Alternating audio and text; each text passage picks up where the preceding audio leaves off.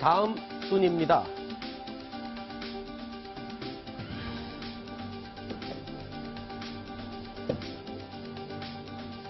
자, 다음 순위는 9위 김한솔 위험하다. 그리고 10위 특명 유력 주자를 접촉하라. 이 두 가지 내용을 골라봤습니다.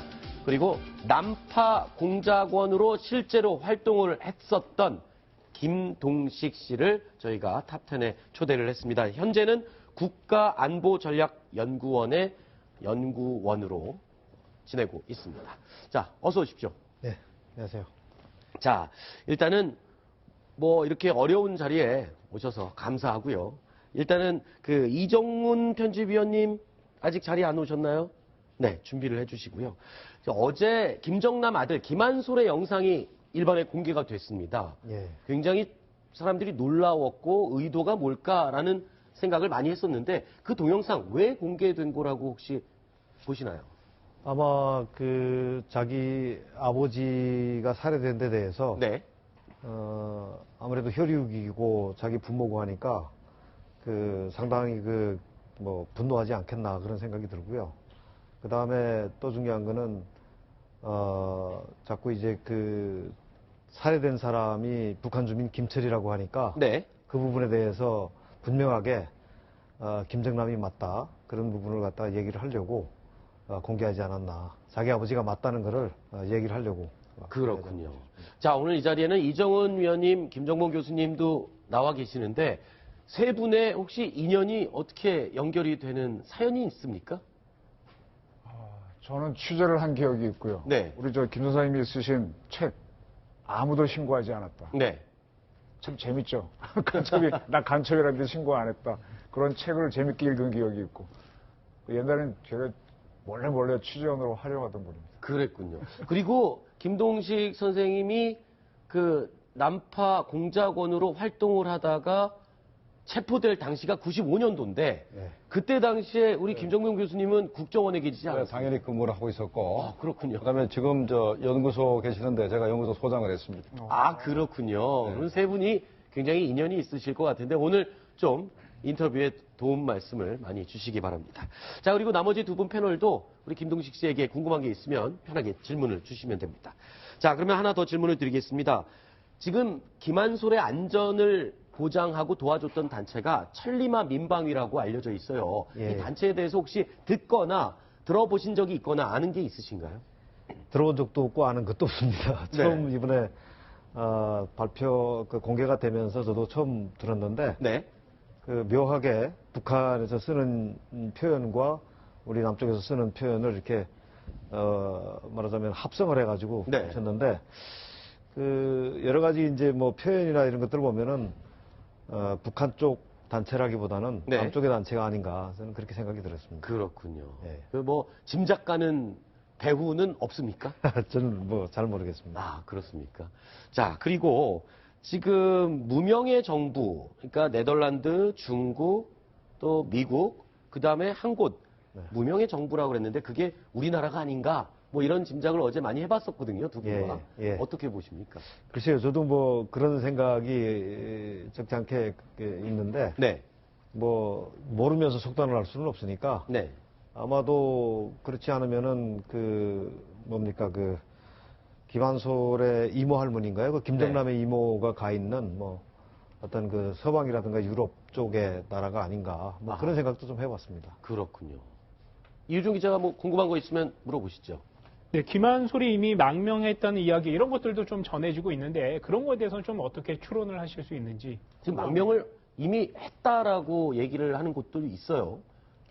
뭐 지금 이번에 그 천리만 민방위 쪽에서 발표한 그런 것이 그 망명을 했기 때문에 발표하지 않았나 하는 그런 생각도 해봤습니다. 저는. 그렇군요. 예. 어느 나라라고는 밝힐 수 없지만 예. 뭐 쉽게 추정을 하자면 네덜란드로 이미 망명을 했을 가능성이 높다. 뭐 이렇게 추정을 할 수는 있겠죠. 예. 그렇군요. 근데 선생님께서는 물론 시간이 오래되기도 했지만 전혀 말투에 네. 북한 말투는 전혀 없는 것 같습니다. 북한에서 이제 서울 말을 다 배우고 왔습니다. 아, 그래요? 원래 고향이 황해도 아니신가요? 황해도이기도 한데, 글쎄요, 뭐 황해도이어서 그런지 모르겠는데, 서울말 배우면서 상대적으로 좀 쉬웠던 것 같습니다. 황해도는 서울말하고 상당히 가깝거든요. 아, 그래요? 경기 지방에 가까운. 그래서 이제 그런 사람들을 뽑았겠죠. 저희 함경도나 평안도 같은 경우는 좀 말이 바뀌지 않으니까. 제가 개인적으로는 솔직히 말해서 남파 공작원 그래서 굉장히 무섭게 생기실 줄 알았습니다. 근데 보니까 되게 반듯하고 곱상하게 생긴 인상이 저도 감사합니다. 깜짝 놀랐습니다. 그런데 예. 네, 사실 어제 인터넷에서 굉장히 높은 순위에 올랐던 검색어가 천리마 민방이거든요. 그래서 네. 그렇죠.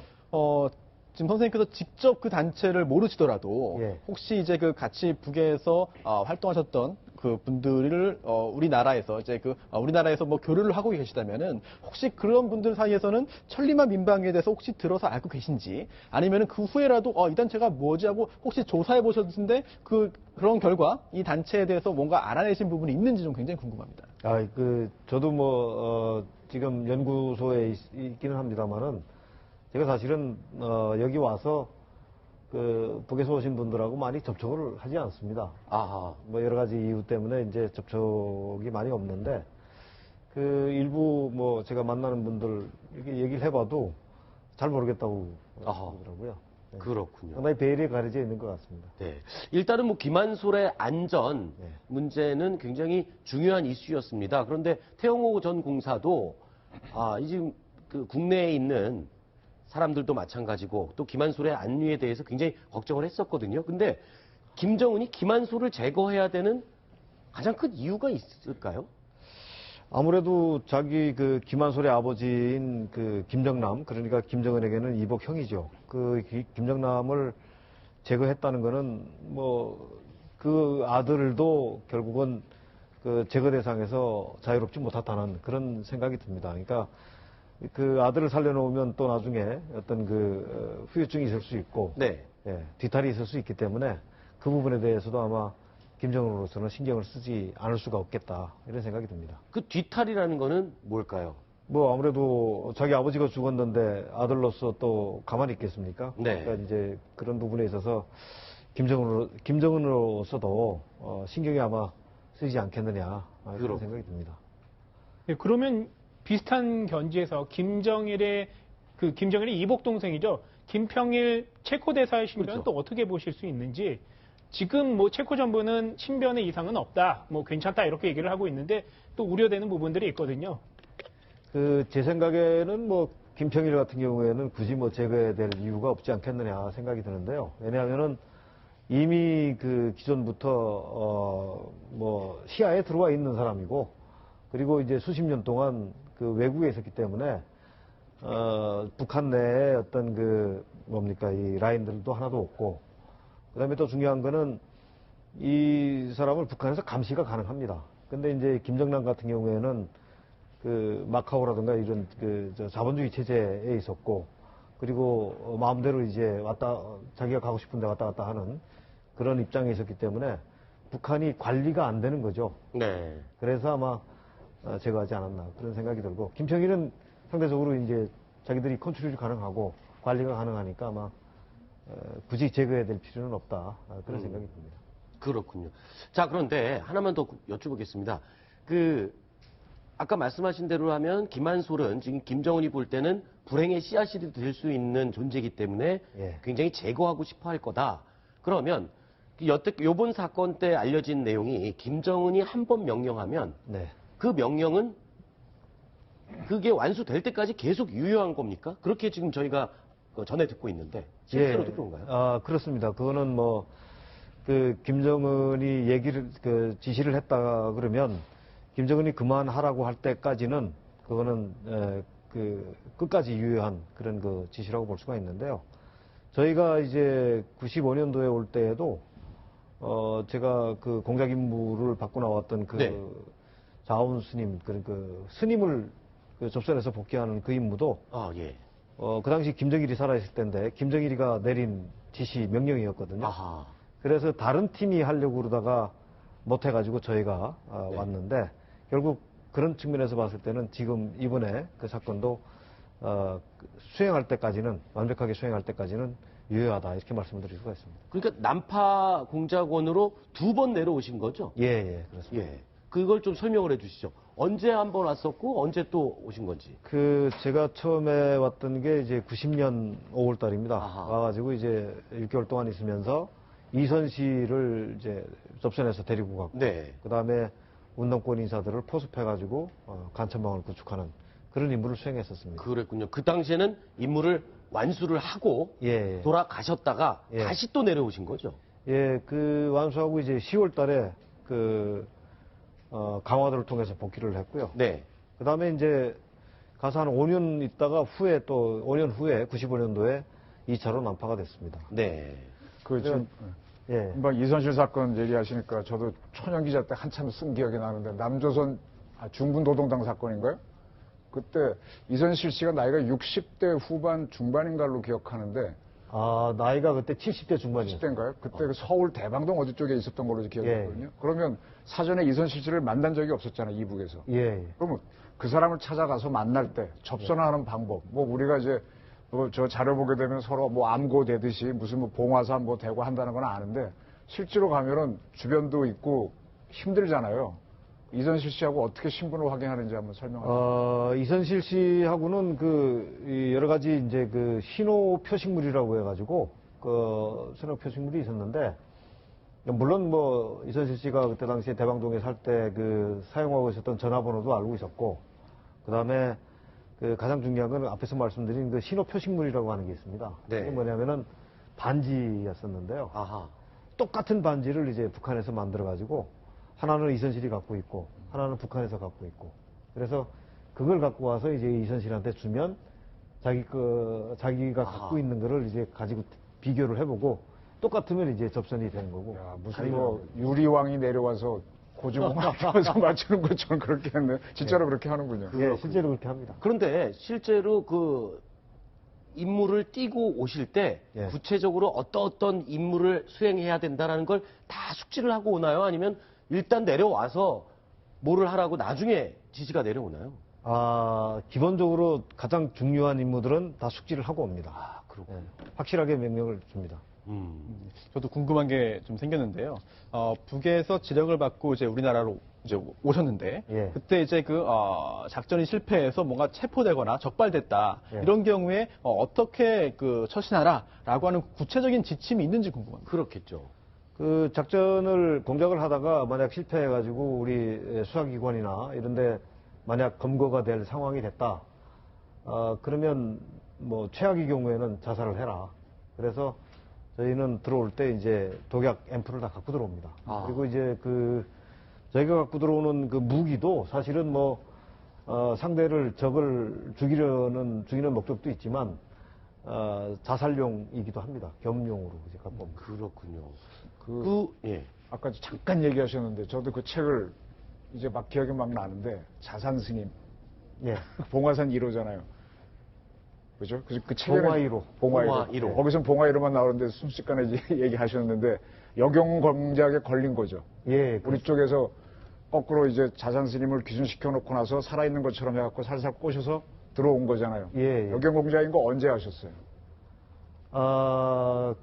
저희가 이제 10월 달에 그때 당시에 갔을 때는 뭐 확실하긴 몰랐는데, 그 전에 저희가 한번 현장 답사를 했습니다. 그 책에 나오죠. 예, 9월 말에 현장 답사를 했는데, 그 당시에 현장 답사를 하고 나서 그 소재가 파악이 안 돼가지고, 여러 가지 방식으로 그 소재 파악을 위해서 저희가 상당히 노력을 많이 했는데, 그러면서 저희는 한 반반 정도로 긴가민가 하고 있는 그런 상황이었고, 그래서 상당히 저희가 의심을 하고 있던 상황이었는데, 뭐 어쩔 수 없이 이제 공작지도부에서 들어가라고 하는 명령이 떨어지니까 이렇게 들어가기는 싫었는데 뭐 가긴 가야 되니까 이제 권총을 이제 휴대를 하고. 그렇군요. 그럼 두 번 남한으로 내려오셨는데 네. 어디로 왔습니까? 저는 그것도 되게 궁금해요. 그리고 아니 북한에서 간첩이 내려오는데 두 번이나 아무렇지도 않게 들어왔다는 게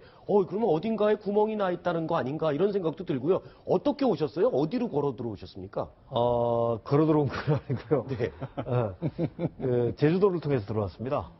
북한에서 먼저 제주도로 갑니까? 예, 그러니까 이제 공작선을 타고 공해상을 서해 공해상을 따라서 제주도 남단 공해산까지 내려갑니다. 한 3박 4일 정도 걸리는데요. 네. 그렇게 하면 거기에서 다시 보면은 육지로부터 약 1km나 500m 전방까지 들어오거든요. 그럼 거기에서 다시 또 스킨스쿠버를 해가지고 수영을 해서. 스킨스쿠버. 그러니까 수영하고 스킨스쿠버는 좀 그렇죠. 다릅니다. 스킨스쿠버는 물속으로. 예, 그렇습니다. 그럼 그때 스쿠터 찾고 들어오셨나요? 스쿠터를 첫 번째는 이용을 안 했고 두 번째는 이용을 했습니다. 아, 두 번. 처음에는 그냥 바로 들어오시고. 그러니까 그때는 이제 스쿠터라고 하는 거는 쉽게 가기 위해서 이게 수중 추진기잖아요. 추진기죠. 근데 그런 거 없이도 뭐 저희는 다 들어올 수 있어요. 오리발로. 예. 어우, 씨. 아, 그래요? 그러면은 수영이나 뭐 이런 훈련을 엄청나게 받으실 것 같은데. 뭐 상당히 강하게 받습니다. 어느 정도 강하게 받았습니까? 그 수영 같은 경우는 8km를 이제 평영으로 2시간 반 만에 가야 되고요.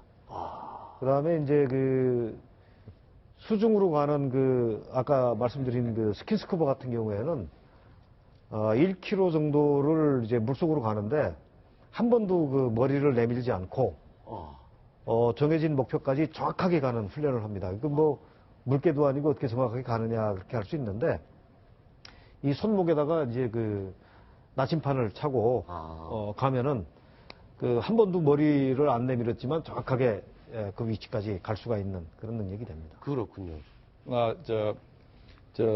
뭡니까? 저 독총을 가지고 갔잖아요, 독총. 예. 물론 아까 뭐 그걸로 자살할 수도 있지만 예. 독총으로 누굴 뭐 죽일 목표가 있었습니까? 그때 독총을 갖고 온 거는 뭐 두 가지 목적이 있었습니다. 하나는 우선적으로는 저희가 이제 그 활동을 하다가 뭐 불의의 어떤 그 뭐 수사관들이나 경찰한테 이제 압박 받아가지고 이제 잡히게 되면 네. 그걸 가지고 이제 그 상대를 쏘기 위해서 가지고 온 거고요. 두 번째는 세 가지 이유가 있네요. 두 번째는 뭐 자기가 자살하기 위해서도 네. 있는 거고, 세 번째는 그게 더 중요한 이유인데 저희가 그 접선하려고 했던 그 봉화 1호를 접선하는 과정에 여러 가지 이제 낌새가 안 좋고 상황이 안 좋으면은 이제 그 봉화 1호를 제거하기 위해서 가지고 왔었습니다. 그렇군요. 사실 제가 그 독총 얘기가 나왔으니까 예. 그 독총을 맞으면 사람이 얼마나 만에 죽고 그다음에 독총을 그 사거리가 얼마고 하는 그런 걸 좀 말씀해 주시죠. 그 독총은 95년도에 저희가 처음 가지고 나왔습니다. 가지고 나왔는데 그 저희한테 죄송합니다. 네. 설명해 주는 거는 5m 이내에서 쏘면은 네. 한 5분 이내로 사람이 죽는다. 아하. 뭐 개를 짐승을 쏴봤는데 뭐 죽더라. 네. 그리고 이제 그 사용하는 거는 가급적이면 좀 가까운 거리에서 하고 그 독총이라고 하는 게 그 파카 만년필을 개조해서 만든 겁니다. 그러니까 안에 그 내부를 다 이제 뜯어내고 그 안에다가 그 공이도 만들고 그다음에 이제 총알처럼 실탄 만들어 가지고 그 앞에다가 독을 이제 묻혀갖고 이렇게 만들었던 것 같은데 그 북한에서는 그걸 가지고 훈련은 하지 않습니다. 훈련은 안 하고 다만 여기 나오기 직전에 한 3, 4일 전에 저희한테 갖다 주고 이 사용법만 가르쳐 주고요. 그리고 뭐 그렇기 때문에 그 안에 그 독이 어떤 독이 사용이 되는지 이런 부분에 대해서 저희한테는 일체 알려주지는 않습니다. 당시에 김동식 씨 같은 경우에는 대선 유력 후보를 만나라라는 지령도 혹시 받았던 걸로 저는 알고 있는데 맞습니까? 그거는 아니었고요. 네. 뭐 대선 유력 후보라고 하면 뭐 그 주변에 사람들이 많기 때문에 네. 그 가서 만날 수는 없고 네. 다만 이제 그 유력 대선 후보와 친한 잘 아는 그런 그 주변 사람을 만나서 한 라인을 구축해라 그런 식의 임무를 받고 왔죠. 그러면은 우리 남한에 대선이 있고 뭐 선거 시즌이 되면은 그렇게 접촉하려는 시도도 상당수 있다고 봐야 되겠네요. 글쎄요, 그걸 뭐 제가 했던 걸 가지고 뭐 일반화할 수는 뭐 없을 것 같은데. 아니, 본인이 접촉하셨으니까 당연히 더 다른 임무를 띈 사람들이 또 있지 않겠습니까? 그건 뭐 저도 네. 잘 모르겠습니다. 네. 사실 저는 그 상대적으로 젊은 이제 층인데요. 40대니까. 네. 역사의 한 장면에 계셨던 분을 직접 뵈니까 궁금한 게 정말 많습니다. 네. 그 중에 몇 가지만 좀 알고 싶은데요. 네. 정말 궁금한데, 일단 북에서 우리나라로 침투하는 그런 경우가 상당히 많이 있지 않습니까? 그럼 예. 반대로 혹시 우리나라에서 남에서 북으로 침투하는 경우도 있는지, 그리고 또 이런 경우에 혹시라도 뭐 체포 또는 적발돼서 북한에 억류되는 경우가 있는지 궁금하고요. 그리고 또 두 번째는 이게 너무 영화 같은 상상일지 모르겠습니다만 이제 이른바 이중 간첩들도 이제 떠오를 수 있는데요. 이중 간첩. 네, 혹시라도 북에서 우리나라로 난파되었다가 우리나라에 귀순해서 혹시 역공작을 한다든지 이런 사례도 있는지 좀 굉장히 궁금해요. 그게 아까 봉화산 1호입니다. 그러니까 우리가 포섭해서 역공작을 들어갔는데 네. 거기에 걸리셔서 내려오셨다가 잡히신 거예요. 아, 그렇군요. 그러니까 이게 그 역공작이라고 하는 거는 그 본인이 하는 거는 아니고요. 네. 그거는 이제 본인은 다 빠집니다. 빠지고 우리 그 수학 공작기관에서 이제 네, 하는 그런 거는 만약에 이제 예를 들자면 네. 김동식 씨가 잡혔어요. 네. 잡혔는데 잡혔다 얘기를 안 하고 계속 활동하는 걸 만든 겁니다. 네. 김동식 씨가 누구누구를 여기서 포섭했다. 네. 이북에 보고를 해요. 아. 그러면 대동몰북하라 그러거든. 네. 그러면 실제로 대동몰북 시킬 수도 있습니다. 그래요? 예. 그런 다음에 돌아오면은 대동몰북한 사람은 진짜로 간첩하려고 이제 북한에 갔다 온 거거든. 네. 그러면 가만히 내버렸다가 갔다 오면은 잡습니다. 잡아놓고 신문하면은 북에 갔다는 걸리죠. 네. 그러면 또 내버려. 그럼 이 친구한테 북한에서 또 지령이 내려봐. 누구를 포섭해서 대동몰북하라. 그럼 가만히 내버립니다. 포섭하라고. 그럼 포섭하면 그때 또 잡아요. 나중에 북한 갔다 오면 또 잡습니다. 그러면 점점 새끼를 쳐가지고 숫자가 굉장히 많아지는 거예요. 네. 그러기 위해서는 김동식 씨가 잡혀도 우리 정부에서 발표하지 않아야 되는데 발표하니까 이게 힘든 겁니다. 그러니까 그렇군요. 간첩은 잡으면 네. 발표 안 하는 게 원칙입니다. 그렇군요. 근데 김동식 선생님은 지금 발표에서 아주 유명해지셨어요. 그리고 최근에 또 방송 활동이 굉장히 부쩍 늘었어요. 어떤 이유가 있습니까? 아니 뭐 그런 건 아니고요. 네. 뭐 최근에 이제 그 김정남 남살 사건이 생기면서 네. 이게 이제 그 공작부서에서 한 그 행태다. 그렇죠. 그래가지고 너무 뭐 방송이나 언론 쪽에서 자꾸 이제 얘기를 해가지고 어쩔 수 없이 좀 나오게 됐습니다. 네. 또 여기 책 내용에 보면 적구화 교육을 받는다고 돼 있어요. 적구화 교육. 이게 뭐 어떤 내용입니까? 어떤 교육을 받는 거죠? 여기 대한민국이 북한으로서는 적지거든요. 네네. 그러니까 이 적지에 있는 사람으로 이제 만들어라. 그게 이제 적구화 교육인데 한마디로 말씀드리면 한국 사람으로 만드는 겁니다. 평양 사람을 서울 사람으로 만드는 건데. 아까 그래서 제가 말투를 여쭤봤는데 그 적구화 교육 중에 말투도 당연히 포함되어 있겠고요. 그게 제일 중요합니다. 왜냐하면은 여기 와서 말 한마디 하면 잘못하면 실수하면은 바로 잡히기 때문에 지금 같으면요 뭐 탈북자들이 하도 많으니까 어디 가서 뭐 북한 말을 하더라도 전혀 아마 신고를 안 할 겁니다. 근데 옛날 90년대 초반까지만 해도 북한 말을 하면 다 신고를 했거든요. 그렇죠. 그래서 이제 말이 제일 중요하고 그 다음에 그 한국 사람하고 똑같이 이제 활동을 해야 되니까 행동을 해야 되니까 그 이 문화나 어떤 생활 방식이나 이런 것들을 다 알아야죠. 유행하는 노래나 뭐 드라마 이런 것들도 다 그러면 외우고 오시나요? 드라마는 뭐 계속 봅니다. 그때 당시 그 방영했던 드라마를 뭐 보고 그 다음에 이제 유행하는 노래들도 뭐 한 200~300곡씩 배우고. 아니 그러면 드라마 보고 그러다 보면은 이렇게 남한 사람들의 생활을 다 알게 되고 그러면 좀 흔들리거나 내가 간첩을 할 게 아니라 남한에 가서 살아야겠다 이런 느낌을 가지게 되지 않나요? 그거는 절대로 아닙니다. 그래요? 뭐 그 정도의 아마 생각을 가지게 된다면 그거는 이제 아무래도 말과 행동으로 이제 표출이 되거든요. 그러면 그 사람은 뭐 바로 아웃됩니다. 아웃된다는 거는 적구화 교육을 위해서 공작원 교육기관에다가 서울 거리 같은 걸 만들어 놓고 뭐 버스 타는 거, 뭐 지하철 타는 거 교육 안 합니까? 그래요? 이제 북한 그 평양 그 교회에 가면은 그 산중턱에다가 터널을 이제 쭉 뚫어 놓고 그 안에다가 이제 우리 그 촬영 세트장 같은 거를 쫙 해놨습니다.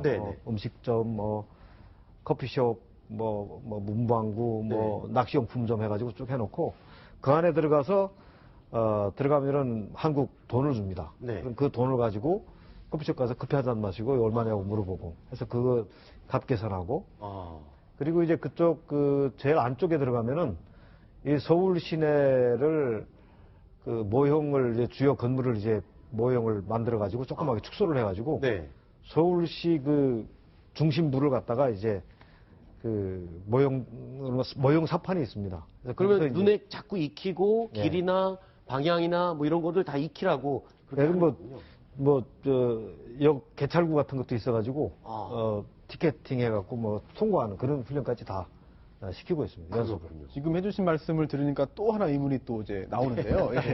이게 우리나라 서울의 풍경과 여러 가지 모습을 그대로 재현을 해서 훈련을 한다고 한다면 예. 북한에만 있어가지고는 그대로 재현이 안 될 것 같거든요. 예. 그렇다면 어떤 정보를 가지고 누구의 정보를 가지고 북한에 그렇게 똑같이 재현할 수 있으며 또 우리나라에서 한국에서 하는 것처럼 똑같이 실습을 하고 연습을 한다고 하셨는데 그걸 또 평가할 거 아닙니까? 예. 그럼 그 평가하는 사람도 우리나라 현실을 아주 정확하게 알아야 되는데 예. 그건 누가 하는지도 궁금합니다. 네. 그 말과 문화를 가르치는 그 강사들은 전부 다 한국 사람들입니다. 남한에서 올라간 사람들. 남한에서 이제 자진 월북하거나 아니면 납북된 사람들이에요. 납북된 사람들. 예, 그런 사람들이 그쪽에 살면서 매일 우리 한국에서 방영되는 TV 다 보고요. 그 다음에 신문, 잡지 다 보면서 계속 업데이트를 합니다. 그렇기 때문에 그 사람들이 가르치기도 하지만 이제 판정하는 판정 이론도 되고 그러지. 그렇게. 최신 정보가 필요할 텐데 그러면은 계속해가지고 새로운 월북자들이 있다는 이야기인가요? 아니요.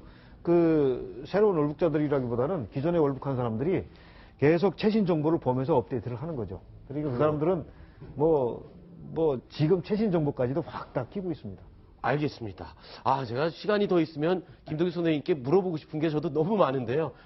나중에 개인적으로 제가 시간 내서 한번 좀 여쭤보겠습니다.